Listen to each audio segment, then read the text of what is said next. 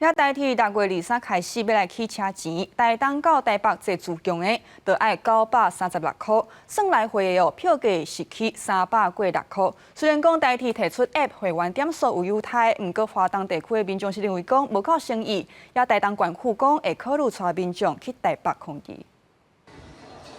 陆客注意时间表，确认火车发车时间，华东地区的连外交通。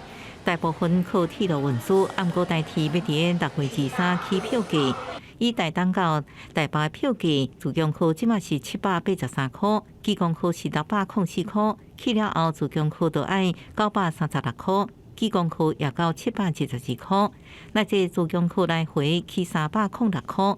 虽然代替宣布有同步优惠方案，采取会员送点数，延扣90块，按过民众是真无感觉。何必再透过 APP 呢 ？APP 老人家根本不会使用。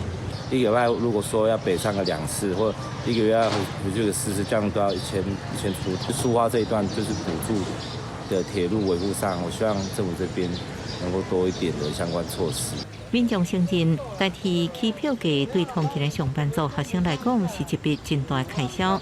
台东县政府也批评，透过网络 App 订票，要到现场排队换票。订票还佫限制只有1张，免为亲人囡仔订票，对老人无优先，是真无便民。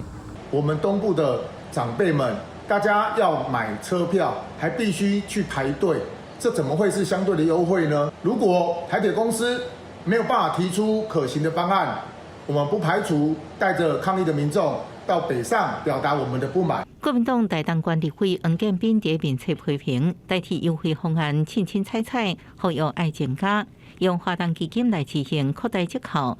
台东县政府表示，代替应该先提出北回、南回铁路改善方案，让华东居民有安全回去的路。再过来讲起价，也无排除带民众上北抗议表达诉求。公视新闻采访报道。